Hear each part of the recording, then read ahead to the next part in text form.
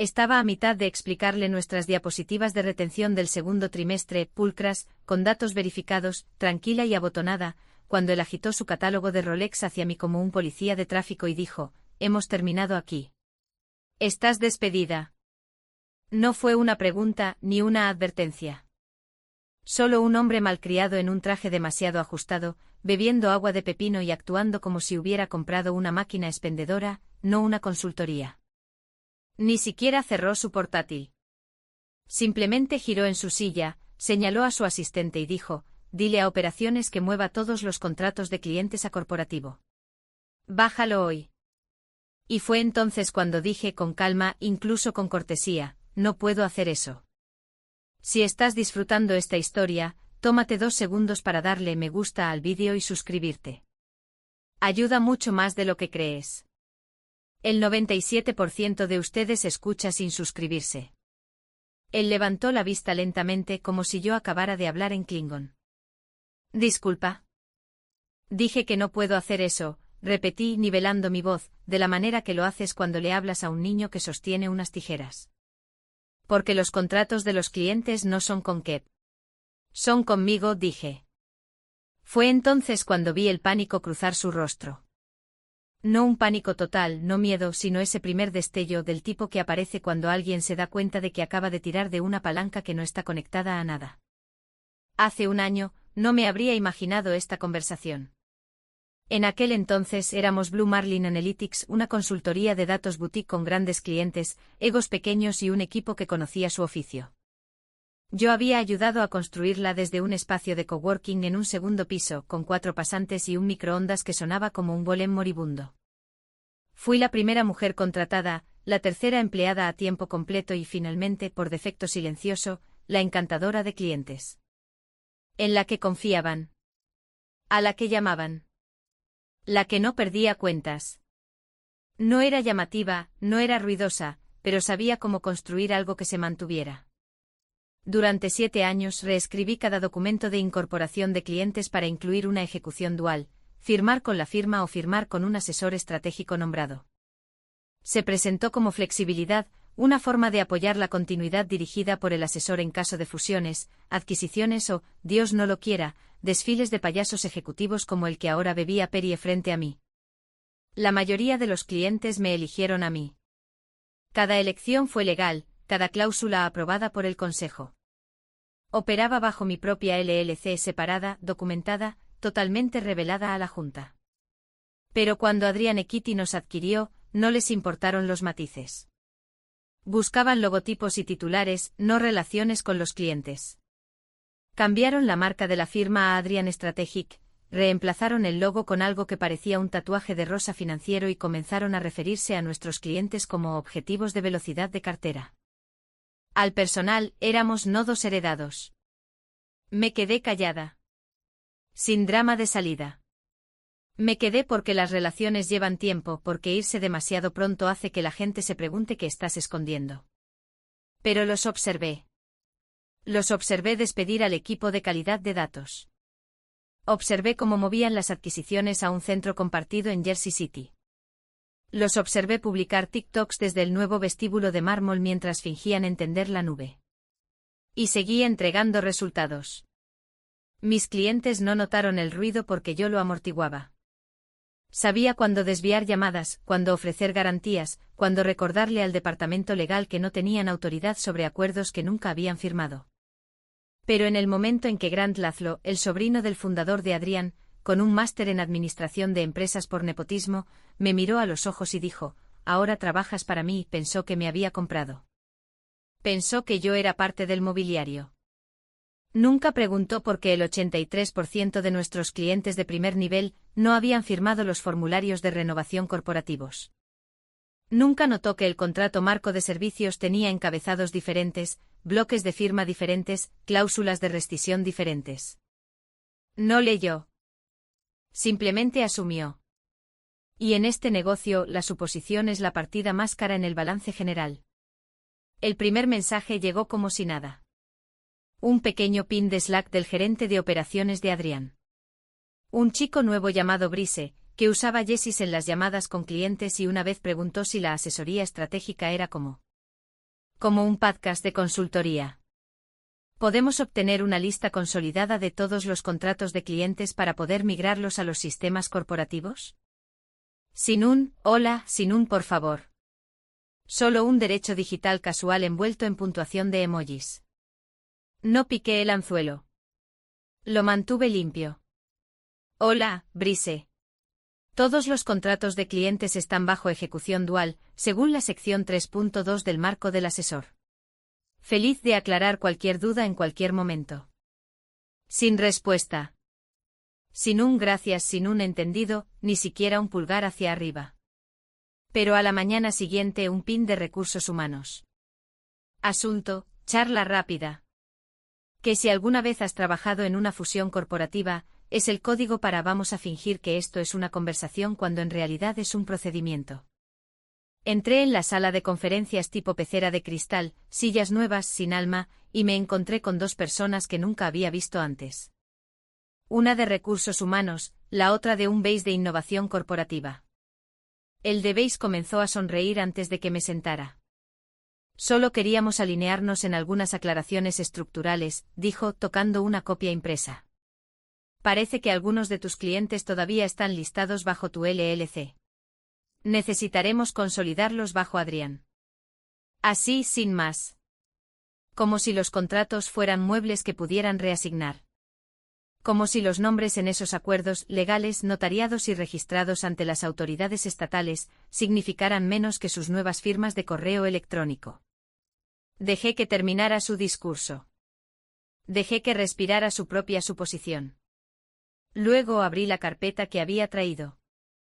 Dentro copias del marco del asesor, la aprobación original de la Junta de la cláusula de ejecución dual y un documento notariado que mostraba el estatus de custodia de mi LLC como contraparte principal en cada acuerdo de nivel 1. Lo deslicé sobre la mesa, lentamente. Creo que esto cubre la estructura, dije. La página 3 es la sección 3.2, feliz de repasarlo. El de base dejó de sonreír. El de recursos humanos tosió. Pero todavía no lo entendían. Pensaban que era un descuido, un UPS que el departamento legal podría limpiar antes del almuerzo. Firmar cosas que no entendían, marcharse con una indemnización y una publicación en LinkedIn sobre nuevas aventuras. Lo que no vieron, lo que nunca ven, es cuánto trabajo preliminar alguien como yo establece antes de que aparezca la primera bandera roja. No sabían sobre la cláusula que pasé 6 meses refinando con el consejo, asegurando silenciosamente el control de custodia a nivel de asesor. No sabían que yo personalmente había explicado la estructura a cada cliente, que había construido relaciones lo suficientemente profundas como para soportar cambios de marca, reestructuraciones y, ahora, destituciones. Pensaban que se trataba de acceso, de control, de la facilidad de una migración de base de datos. Lo que no se dieron cuenta fue que cada contrato que querían estaba vinculado a una persona, no a una plataforma. Cada $1 de ingresos que estaban rodeando en sus pronósticos venía con una firma junto a mi nombre. Y no iba a renunciar a ello. Ni por un título de vicepresidenta, ni por opciones sobre acciones, ni por su presentación de visión llena de palabras de moda y cero sustancia. Aún así asentí cortésmente mientras recursos humanos enumeraba los siguientes pasos: revisión, alineación, cumplimiento, una posible transición. Y luego los dejé con una última frase: estoy feliz de cooperar dentro de los límites de lo que está contractualmente permitido. Me dieron las gracias. Y sonreí. Porque ya sabía que los contratos no se iban a mover. Lo primero que vi fue el catálogo, no una carpeta informativa, no un estado de pérdidas y ganancias, un maldito catálogo. Edición limitada de Rolex, abierto sobre el nuevo escritorio de nogal. Un trofeo para su muñeca. Grant Laszlo no se levantó cuando entré. No me dio la mano. Solo hizo un gesto hacia el asiento de cuero frente a él mientras agitaba un agua con gas como si contuviera secretos del universo. ¿Sabes por qué estás aquí?, dijo como si fuéramos viejos amigos jugando un juego amañado. No respondí. No me moví. Solo esperé. Cerró el catálogo con 2 dedos. Vamos a integrar todo en la corporación. Todos los acuerdos con clientes con efecto inmediato. Mantuve mi tono nivelado. Ni frío, ni cálido. Quirúrgico. No puedo hacer eso. Los acuerdos con los clientes, repetí, no son corporativos. Están ejecutados conmigo personalmente. Mi LLC posee los derechos. Todo está debidamente registrado, aprobado por la Junta previo a la adquisición. No fue confusión. Fue ofensa, como si le hubiera dicho que su dinero no era real o que su silla no era de cuero. Entonces se rió, una risa corta y áspera. Eso no va a funcionar. Encontré su mirada. Ya lo hace. Eso borró la sonrisa de su rostro. Por un segundo simplemente se quedó sentado, tratando de recordar si alguien le había advertido que esto podría suceder. Si uno de los consultores caros o los abogados medio borrachos en la fiesta de adquisición le había susurrado algo como, «Sabes, esos clientes en realidad no son tuyos». Pero nadie lo hizo. Porque nadie leyó más allá de la primera página. Finalmente se reclinó y preguntó muy lentamente, «Entonces, ¿por qué sigues aquí?» No respondí. Solo me levanté, metí la mano en mi bolso y coloqué mi credencial sobre la mesa. Silenciosamente. Sin teatro, sin monólogo de salida.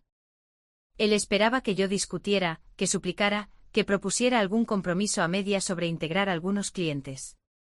Pero yo había estado preparada para esto desde el momento en que vi su nombre en el organigrama. Grant Laszlo.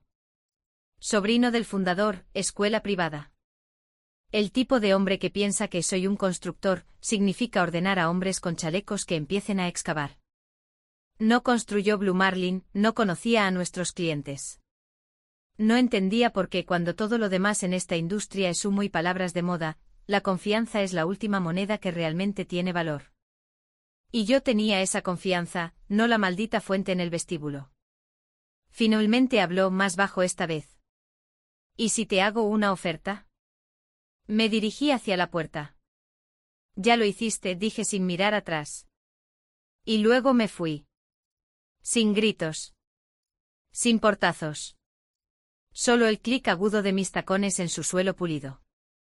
Ese fue el sonido de 7 años abandonando el edificio.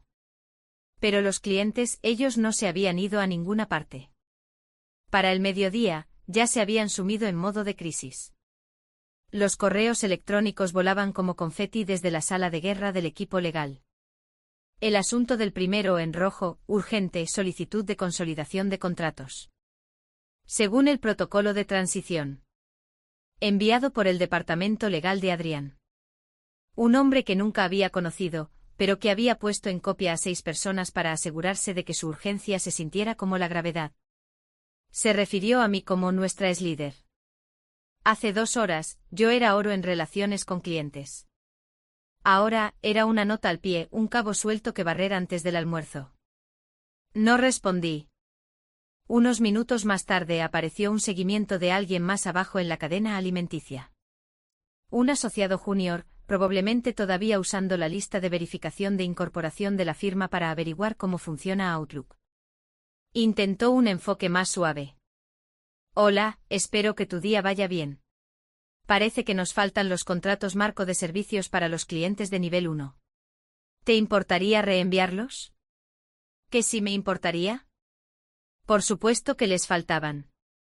Lo que tenían eran copias del acuerdo base, los redactados para funcionar a través de los sistemas de Blue Marlin cuando los clientes optaban por el lado corporativo. Pero casi todos los clientes de nivel 1 habían tomado el otro camino. Firmaron directamente conmigo con mi LLC como su asesora estratégica de registro. Y cada uno de esos contratos vivía en una carpeta diferente, un servidor separado. Fuera del alcance de la pequeña hoja de cálculo de Adrián. Así que respondí. Con calma. Con precisión. Adjunté los artículos de organización de mi LLC, registrados hace años, certificados por el Estado públicos.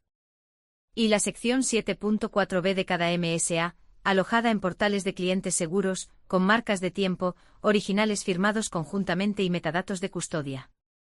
La sección 7.4b decía claramente, cualquiera de las partes puede rescindir sin causa. La relación de asesoría estratégica se mantiene con el asesor signatario, no con la institución. Cualquier reasignación de la autoridad de custodia requiere el consentimiento mutuo. Incluso puse esa última parte en negrita. Como un pequeño resaltador sobre la tumba que estaban a punto de cavar con su propio equipo de cumplimiento. No habían leído la letra pequeña. Habían visto los logotipos de los clientes en las presentaciones y asumieron que la propiedad era tan simple como presionar una tecla. Pensaban que las personas eran activos. Que si compraban el edificio, compraban el corazón. Pero yo me había estado preparando para esto mucho antes de que Adrián apareciera en escena. Gente buena despedida, clientes tratados como widgets de ingresos, estrategia reemplazada por diapositivas. Había visto a equipos legados marcharse sin nada mientras los fundadores cobraban. Y los de traje con PowerPoints lo hacían parecer visión. Así que había estructurado para la separación. Lo había registrado todo, enmarcado cada cláusula con un equipo legal que sabía dónde colocar el filo de un cuchillo, silencioso, paciente, quirúrgico. Era protección, no solo para mí sino para los clientes. Merecían continuidad, estabilidad, no un fondo de cobertura inflado que reempaquetaba su confianza como una partida trimestral. El equipo legal de Adrián no respondió esa tarde. Me imagino que leyeron la cláusula una vez, luego otra vez. Luego trajeron a alguien de cumplimiento para confirmar que sí, que realmente decía lo que parecía. Al final del día, recibí un correo más. Esta vez de un pez gordo. Cauteloso. Nos gustaría discutir posibles vías para una alineación mutua. Por favor, avise de su disponibilidad. ¿Vías para alinear? Traducción. Finalmente se dieron cuenta de que estaban en una casa sin escritura y la persona con la llave ya se había ido del porche. La lucha comenzó en silencio. Correos electrónicos primero. Luego una reunión ejecutiva en toda regla que aparentemente terminó con Grant lanzando una pluma Montblanc a través de la pared de cristal de la sala de juntas porque alguien se atrevió a decir restringido contractualmente. Intentaron tomárselo con calma al principio. Uno por uno el equipo ejecutivo de Adrián comenzó a contactar a las cuentas de nivel 1, llamadas enmascaradas con frases educadas como realineando la propiedad de la cuenta o asegurando una experiencia de servicio más fluida bajo nuestra nueva estructura operativa. Traducción. Estaban tratando de presionar a los clientes para que abandonaran el barco. Para que cambiaran de mí a ellos. Para reescribir la historia legal con una llamada telefónica y una sonrisa. Pero los clientes no cedieron. Ni uno. Cada llamada terminaba de la misma manera, gracias, pero nos quedaremos con ella. Con ella firmamos. En ella confiamos. Algunos ni siquiera esperaron a ser cortejados. Al final del día 2, 3 de nuestras cuentas más grandes habían enviado notificaciones formales. Notificaciones legales advirtiendo que Blue Marlin, ahora Adrian Strategic, ya no tenía legitimidad como contraparte, que toda comunicación debía ser dirigida a través de mi firma, y que cualquier intento de modificar la custodia contractual sin consentimiento mutuo constituiría un incumplimiento. Ese fue el momento en que imagino que Grant comenzó a sudar. No gritó al principio. Pero cuando el departamento legal confirmó en voz alta, frente a toda la sala, que no había ninguna cláusula de anulación, que cada contrato de cliente había sido ejecutado limpiamente a través de mi LLC, y que cada reasignación de derechos requería mi firma. Ahí fue cuando la fachada se derrumbó. Les ladró que encontraran una solución. Le dijo a operaciones que replicara los contratos de todos modos, que los metiera en el nuevo sistema. Incluso intentó redactar una plantilla de consentimiento de transición, como si los clientes fueran a firmar a ciegas solo porque el PDF tenía su logo. Pero nada funcionó. Porque no había dejado cabos sueltos. Cada línea de esos contratos, cada campo de custodia, cada etiqueta de jurisdicción, cada cláusula de disputa apuntaba a mi firma, mi estructura, mis términos. Lo construí de esa manera porque sabía cómo operan las personas como Grant. Pensaban que el control venía con la propiedad. Que si adquirían el nombre, el contrato de arrendamiento de la oficina y los canales de Slack, automáticamente heredaban el alma del negocio también. Nunca entendieron que la lealtad del cliente no se compra. Se gana silenciosamente a lo largo de años de estar ahí cuando las cosas van mal, de atender llamadas a las 11 de la noche, de detectar errores antes de que le cuesten a alguien su bono o su trabajo. Pensaban que yo era solo un nombre en un organigrama que podían reemplazar. Pero yo era quien había escrito el organigrama. Y ahora que se había ido, estaban cavando en unidades compartidas, enviando correos electrónicos a antiguos administradores, tratando de encontrar alguna cláusula miscelánea de puerta trasera que pudieran convertir en un arma para obtener ventaja. No había ninguna. Nunca la hubo. Todo lo que tenían era una marca que no entendían, envuelta en contratos que no poseían, con clientes que no devolverían sus llamadas. No me regodeé. No respondí. No advertí. Simplemente observé la lucha desplegarse desde una distancia segura, teléfono en silencio, bandeja de entrada limpia. Compraron el nombre. Pero el negocio, ese nunca estuvo en venta.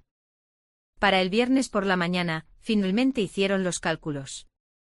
No del tipo optimista que vive en las presentaciones para inversores, sino los números reales, los que aparecen cuando los clientes dejan de responder correos electrónicos y comienzan a reenviar avisos legales. 83%. Ese era el número. El 83% de los ingresos retenidos, atados silenciosamente a mi nombre. No al suyo. Era el 83% del alma de la firma caminando por una cuerda floja contractual muy fina. Y yo era el ancla. No lo habían visto venir porque habían estado contando logotipos, no personas.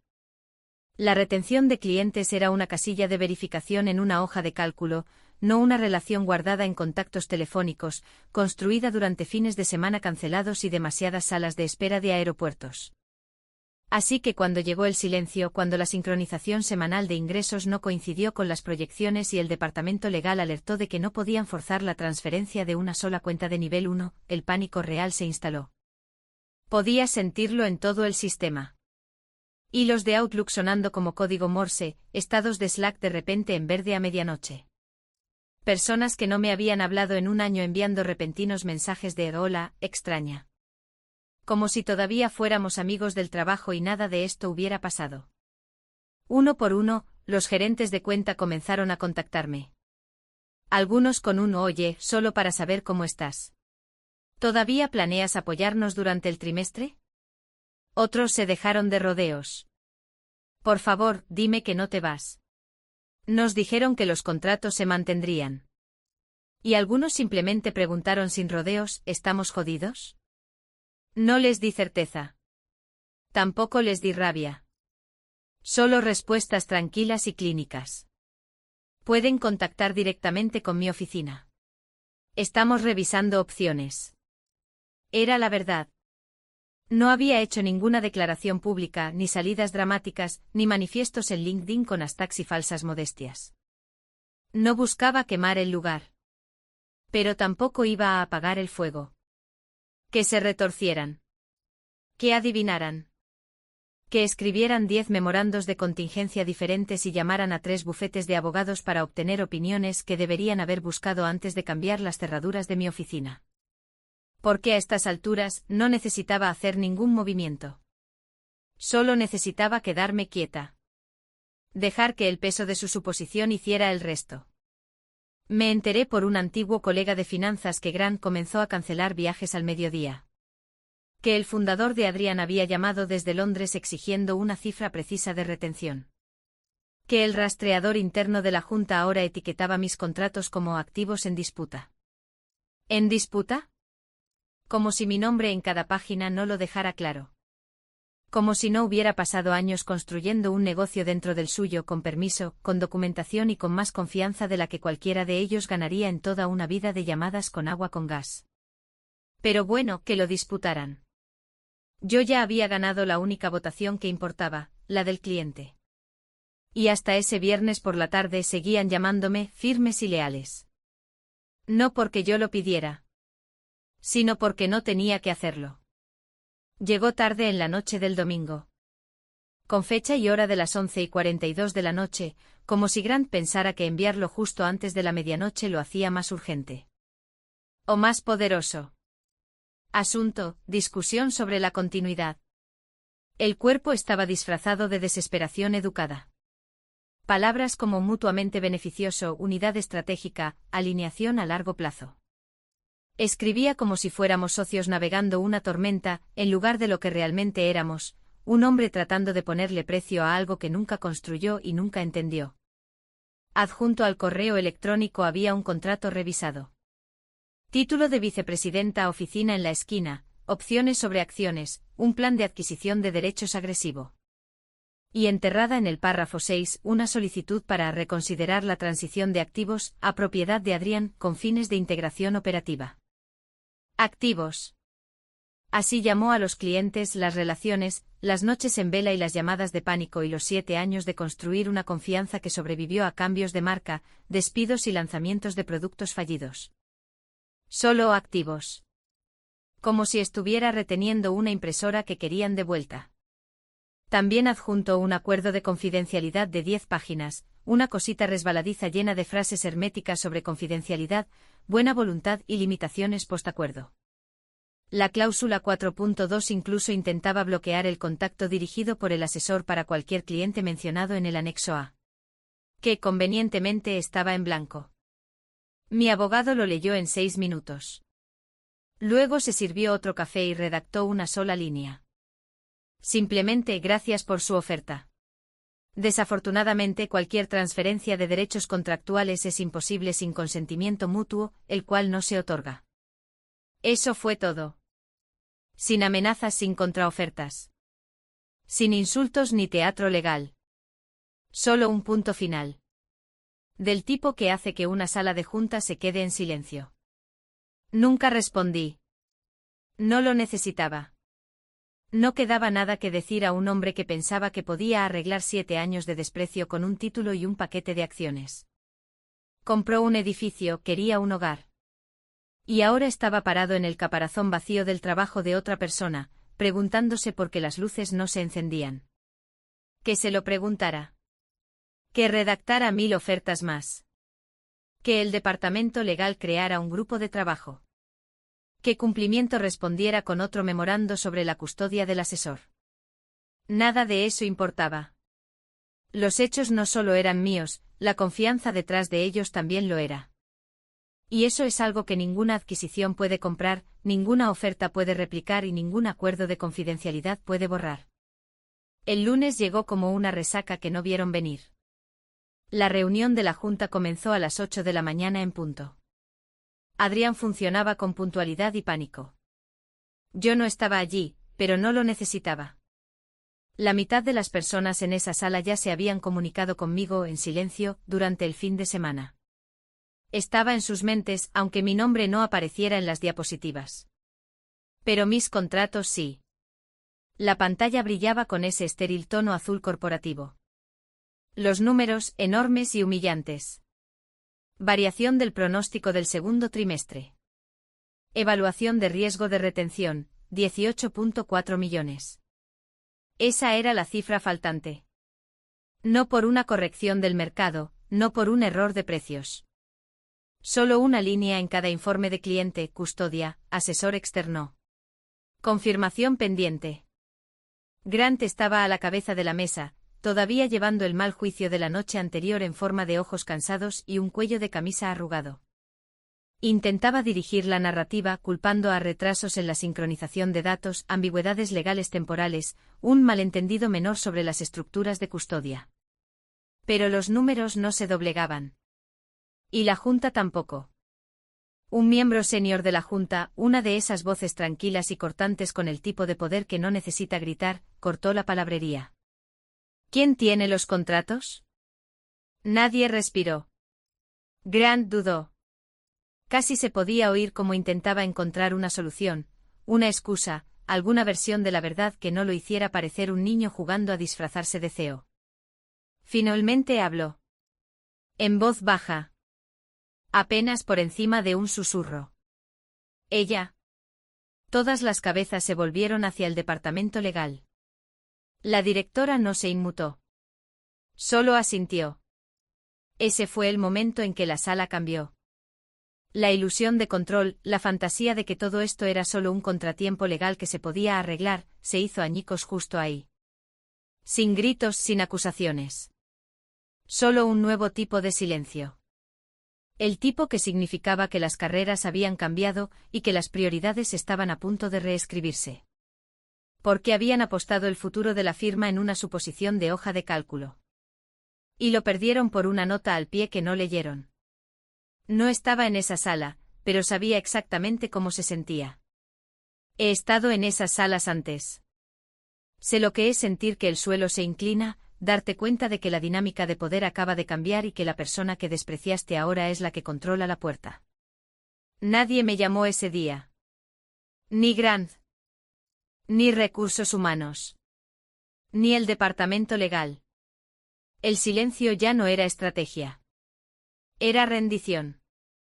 No tenían ventaja, no tenían confianza, ni siquiera tenían los papeles. Todo lo que tenían era el eco de un nombre que no les pertenecía. Y contratos que nunca lo hicieron. 2 semanas después, los papeles estaban presentados. Nueva firma, borrón y cuenta nueva. Mi nombre en el membrete sin junta directiva, sin intermediarios, sin memorandos trimestrales sobre sinergia o puntos de contacto cálidos con el cliente multiplataforma. Solo el trabajo. Y la gente que confiaba en mí para hacerlo. No armé una escena. No lo anuncié en LinkedIn con una sesión de fotos de marca o una leyenda pseudo humilde. Simplemente envié un correo electrónico discreto a los clientes a los que había servido durante años. Hemos lanzado algo nuevo.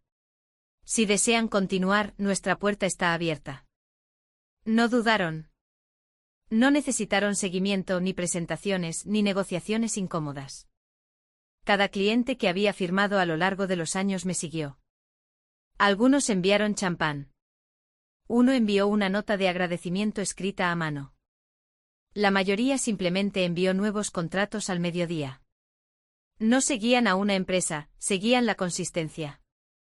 No di vueltas de la victoria. No es mi estilo. Y no critiqué a Adrián. Ni en público ni en privado, no eran villanos, solo arrogantes, descuidados y la situación les superaba. Asumieron que la autoridad era propiedad, que comprar el nombre significaba comprar la lealtad. Pero el latido del corazón se fue por la puerta el día que pensaron que vicepresidenta de estrategia de cliente era una correa suficiente. Para cuando llegó el tercer trimestre, Blue Marlin fue absorbido silenciosamente por una firma boutique en Chicago que se especializa en el desmembramiento de activos. El tipo de adquisición que viene con disculpas, no comunicados de prensa. Se rumorea que Grant ni siquiera terminó el trimestre. Y Adrián, enterraron la verdad donde estas firmas siempre lo hacen. En las notas a pie de página.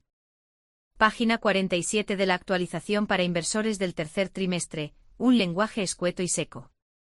Pero la línea estaba ahí, contratos clave de clientes, ejecutados bajo la sección 7.4, custodia específica del asesor. No elegible para asignación post-adquisición. Sin explicación, sin disculpas. Solo una confesión silenciosa tallada en jerga legal para inversores. Lo leí una mañana mientras revolvía mi café. No me reí. No lo reenvié. Solo sonreí una vez. Y ahora, estaba construyendo algo nuevo. Sin techos, sin candados y sin nadie que me subestimara.